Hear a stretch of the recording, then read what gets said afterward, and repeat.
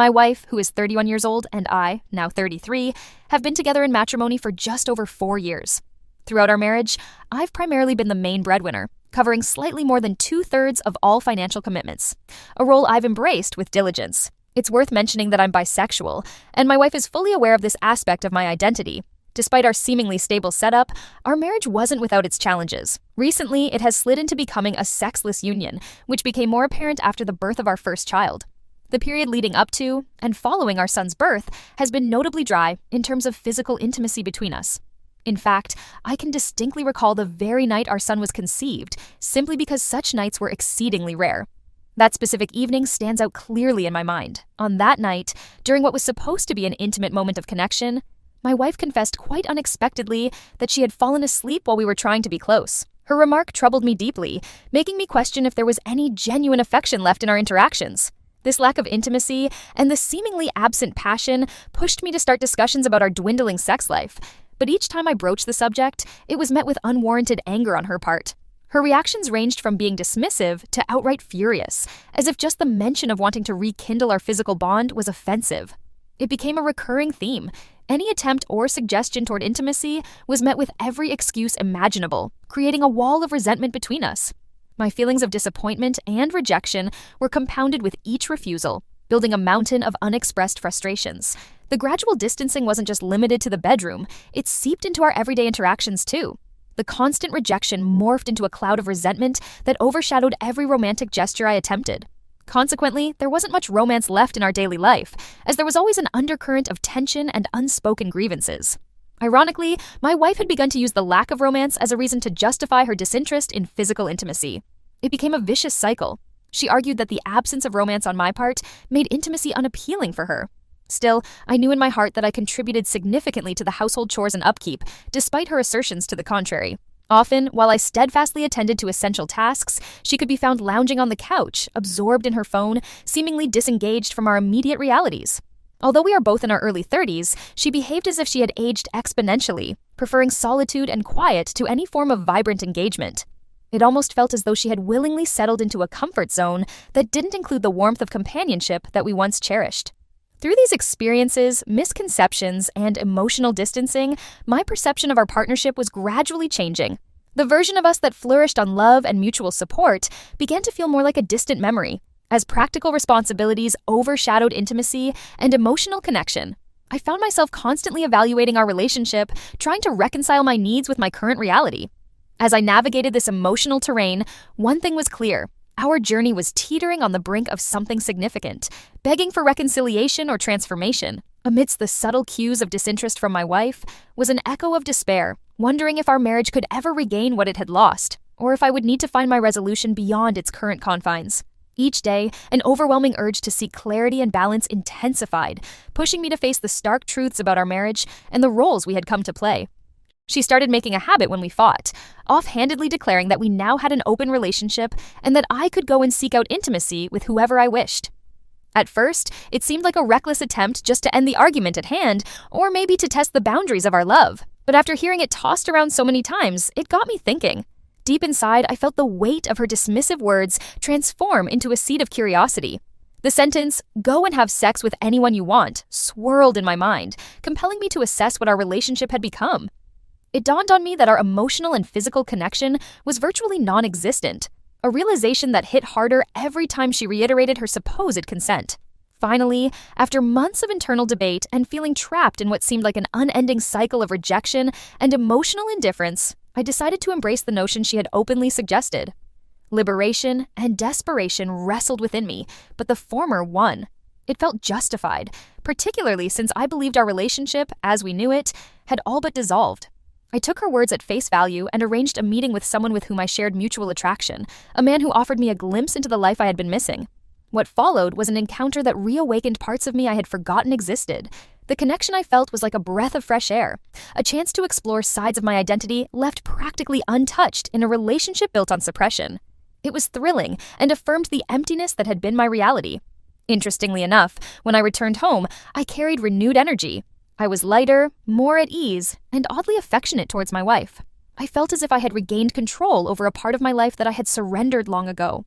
So that night, in a moment rooted more in relief than anything else, I tried to be close to her. I tried to hold her, but she recoiled, as if the contradiction between her desires and mine was too explicit to ignore. Funnily enough, the next day she accused me of love bombing, showering her with affection in an excessive or overwhelming way. Her perception was her reality, yet she couldn't have been more wrong in assessing the source of my sudden shift. Her consistent rejection had pushed me to cross a boundary she nudged open, and for the first time in years, my needs had been met without the fear of refusal or mockery. What she didn't realize was my increased affection was a direct response to breaking free from the shackled confines of unmet desires. Even my approach to romance, when I earnestly attempted it, seemed now to have been wrongly perceived as insincere. If only she knew how her open-ended permission had morphed into an act of self-preservation for me. The choice I had made wasn't a reckless betrayal, but rather a calculated move towards peace in chaos. Still, examining my feelings, I found no remorse stirring within me. Only a clear portrait of a marriage whose foundation seemed to crumble before my eyes. Then again, perhaps it was this very confusion that prompted me to paradoxically double down on answering her need for romance with affection that now seemed foreign and unexpected to her. Her eyes mirrored only uncertainty that further flamed my own. It felt like we were lost in translation, each trying to communicate intentions that missed their mark despite being rooted in honesty. It was profoundly surreal to exist within this dichotomy, where one night renewed clarity had emerged for me, yet paralleled her spiraling bewilderment over reciprocated love she echoed once needing. Trapped between what was said and what was meant, I stood facing an impasse. My heart hung frozen upon reality's brink, where marriage seemed simultaneously disintegrating and redefined. Ultimately, no words could disarm the realization clearly waiting for us both. Our path was reaching its end, or at least poised for a radical metamorphosis.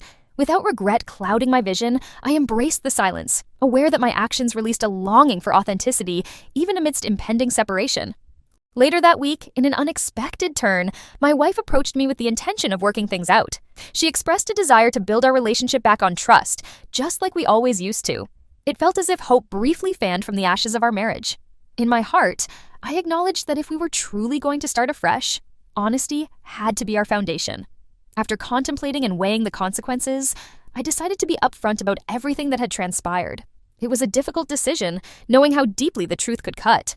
I carried the burden of that night and its subsequent impact, the way it revived parts of me that were dormant for so long, and how it filled the void that had settled between us.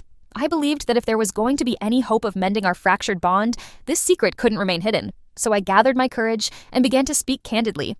I told her about the encounter, explaining what had happened as delicately as I could.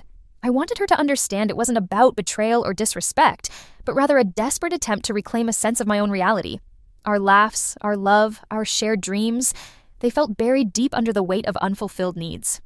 I wanted her to know that her repeated declarations had not fallen on deaf ears. Her words had opened a door, one that I knowingly, perhaps even gratefully, stepped through. As the truth spilled from my lips, I was met with a silent, chilling shock, her face contorted between disbelief and a flinch of betrayal. It was a look I had anticipated, yet feared all the same. She was horrified by my confession, perhaps more so by the fact that, in her heart, she never really thought I would act on the offhand suggestion she had never expected to come to bear. She was taken aback, lost in the chasm between her words and my actions. I tried to explain that her permission, spoken during bitter exchanges, had been the catalyst. If the foundation of trust was to be reset, we had to scrape back to honesty's painful core. Yet each word felt like it only pushed her farther away. The chasm between us, instead of closing, seemed to widen with each truth unveiled. Her heartache was palpable, mingling in the atmosphere between us. The narrative she crafted to process my actions was different from the one I told myself. She saw my acceptance of her skewed invitation as an ultimate act of betrayal, a dagger in the heart of what remnants of our relationship we had left. For her, it was clear. Words spoken in anger cannot excuse such an act. She claimed she felt stupid for having said them if they would lead to this conclusion, admitting she erroneously expected my loyalty would withstand even the most poorly drawn boundaries. Hurt and distraught, she announced she wanted a divorce. She could no longer trust me, she said. In her view, I wasn't the partner she imagined and once loved, and her trust lay shattered irreparably. It was as if the excuses and rationales didn't measure up against the raw depth of her disappointment. In the wake of this revelation, she took it upon herself to tell others about my actions and our situation.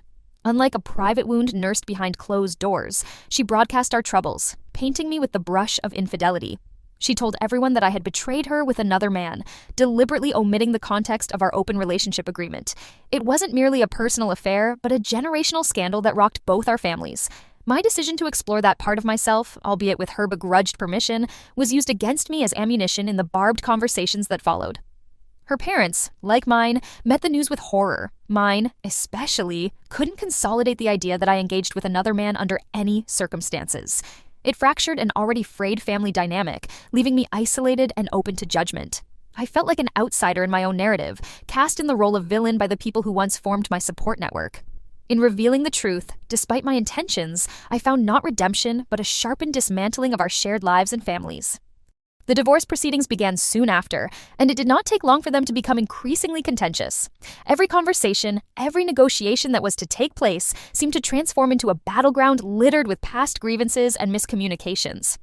My wife dug her heels in, seemingly unwilling to reach a compromise on any front. Her demands were vast and unyielding. She insisted on keeping the house, arguing it was the most stable place for our son, and demanded the car, even though it was legally under my name. Her claims were steeped in the statement that all was done for the sake of providing our child with the security he deserved. But hidden behind her righteous veneer, those claims felt like strategic moves in her game. Then there was the question of custody, undeniably the most heart-wrenching aspect of it all. Her mistrust ran deep, and she sought full custody of our son. Her distrust in my capability as a father was laid bare, and in the few moments she would allow, the notion of co-parenting was brought up. However, she stipulated that any time my son would spend with me had to be under supervision, a constant reminder of my supposed shortcomings as a parent. It was as if she viewed me as a shadow that needed to be kept in check. What truly unsettled me was her habit of leaving our son with me when she needed to run errands or simply take a break. When it suited her, I was considered trustworthy enough. But I suppose in the eyes of the divorce court, those moments were invisible. In a bid to escape her verbal and emotional barbs, I tried to reason with her, cautioning her about the potential consequences her aggressive approach might have. I reminded her, gently but firmly, that in a bitter tug-of-war, our son could suffer the most, with the court possibly deciding against both of us if they deemed it necessary. But to her, these words were not a caution, but a threat, and fell on deaf ears, further inflaming her suspicions. The entanglement of past pain and present quarrel blurred the lines of reason and empathy, leaving me grasping at any semblance of clarity. Yet clarity seemed to drift further away, obscured by the murky waters of our relationship's disintegration. Wherever I turned, there was resistance, marred by misunderstanding and steeped in anger. Without the support of what used to be our mutual friends and family, whom she had so effectively rallied to her side, I felt isolated. The friends I thought would stand with me now looked away or were swept into her narrative. Every day felt like a battle against a tide that kept pulling everything familiar away from reach. Here I am, hoping beyond hope for a resolution, one that recognizes the complexity of human relationships, acknowledges faults on both sides, and above all, protects and prioritizes our son. Ironically, it seems the one thing that remains strong is the wall that now stands between us, a barrier making it arduous to find common ground. This divorce, it appears, is not merely the end of our marriage, but the beginning of an entirely foreign chapter, one shadowed by the echoes of what once was. Yet, as this storm raged on, it became clear that my wife seemed untouched by any change. Despite seeing therapists, there was no discernible difference in her approach or attitude. Then came her ultimatum, unwavering and harsh. She wanted full custody of our son, or, should co-parenting become inevitable, she insisted any time he spent with me needed supervision. Her reasoning was steeped in her lack of trust, particularly regarding a past incident where I had spanked our son. This had been addressed before, a transgression rectified through the help of a social worker as part of our previous family counseling, an instance from which I had progressed remarkably. Yet, it held heavy in her arsenal of accusations. In the contradictory dance of our marital break, she would leave our son in my care without issue when her schedule demanded it, or when she sought respite. In those moments, I wasn't the unfit parent she purported me to be in our custody discussions. The duality was baffling, as was her inability, or refusal, to see the inconsistency that lay bare within her statements. Yet, talking sense felt like striking flint against a wet stone. Sparks wouldn't fly. Attempts to remind her of the potential repercussions of a senselessly aggressive battle fell flat. I gently reminded her that the court would prioritize our son's best interest, which might not align with her vendetta-driven strategy. But logic bore the cloak of threat to her ears, reinforcing her defensive stance. Each step we took was muddled by the heavy fog of our past, a blur where reason and perspective seemed to fade into the background of an ever-intensifying quarrel. Her grip on our shared friends and family tightened their embrace around her narrative, and I found myself standing alone, highlighting the fracturing nature of our once shared existence. Caught in this maelstrom, what I hope for is more than a resolution through the courts. It's for a mutual understanding that respects our son's needs above all. Yet, the mistrust that erects walls between us continues to loom, casting long shadows that seem to lengthen each day. The dissolution of our marriage feels less like a closure of a chapter and more like a hesitant step into an unknown future, one colored by the echoes of our shared history and the stark silence of what's yet to be understood.